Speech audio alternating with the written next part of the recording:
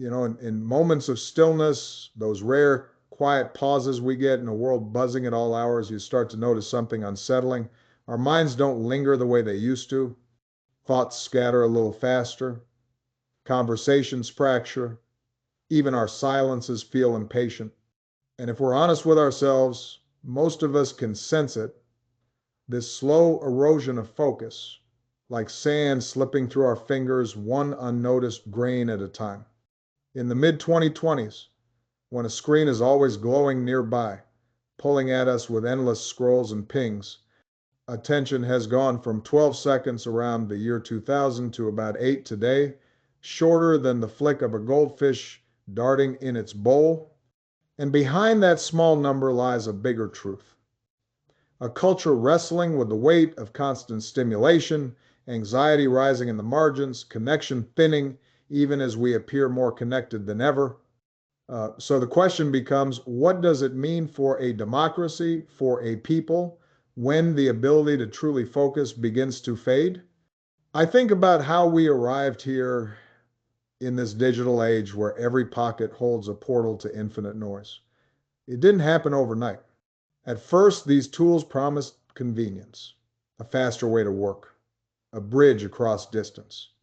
But slowly, quietly, they began reshaping how our brains fire, pushing us toward quick hits of novelty and away from the sustained thought our parents and grandparents relied on to understand the world.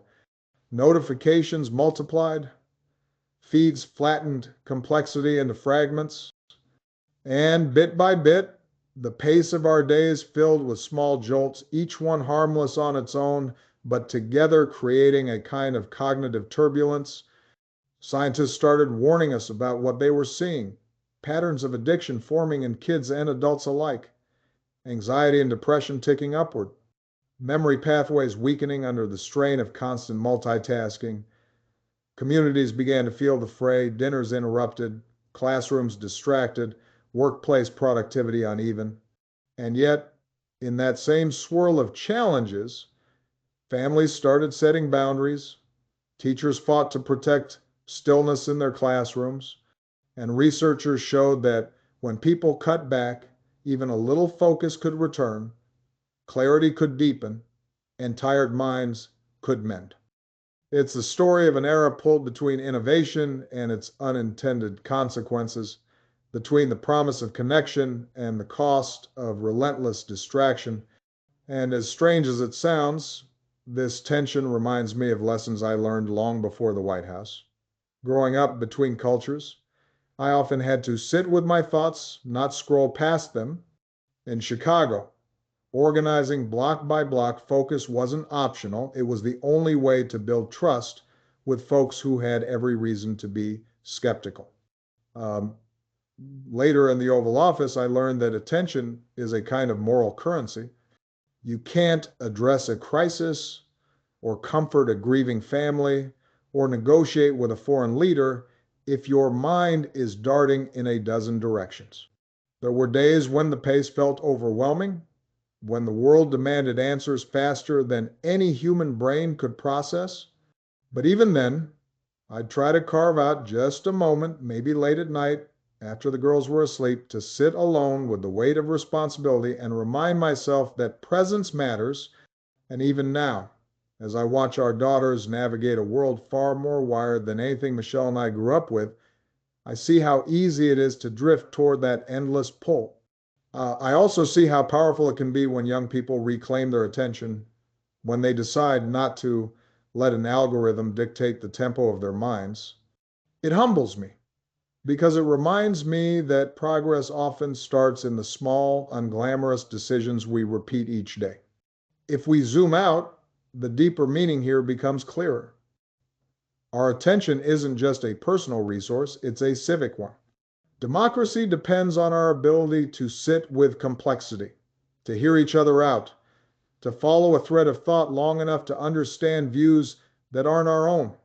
When focus erodes, public discourse thins. Quick reactions replace careful reasoning, outrage outpaces empathy, and in that vacuum, misinformation thrives. There's an ethical tension shaping this moment. Technology built to inform also profits from distraction, connecting us while isolating us, empowering us while quietly rewriting how we think. But embedded in that tension is a choice. We can decide that the health of our minds and the strength of our democracy is worth protecting.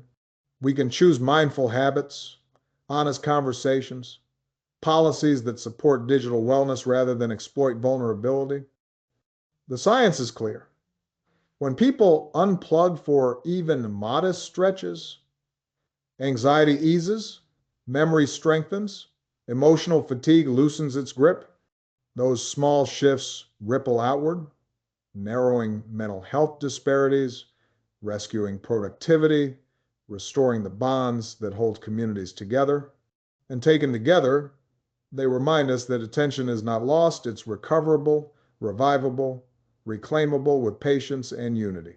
So, as we move through this fast, bright, ever distracting age, I find myself returning to a simple truth.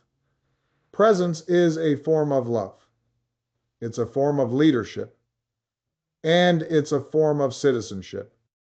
Choosing to look someone in the eye instead of the screen, choosing to finish a thought instead of chasing the next ping, choosing depth over drift.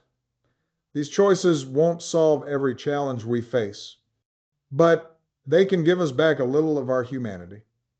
And that matters more than we sometimes admit. Because when we reclaim our attention, we reclaim our capacity to care, to think boldly, to bridge divides, to build something lasting together. And so I'll leave you with this. In a time when distraction feels inevitable, what might it mean to be fully present again? What kind of country could we build if we learned to focus, not just for a moment, but long enough to see each other clearly? And what responsibility do each of us share in protecting the quiet spaces where our best ideas are born?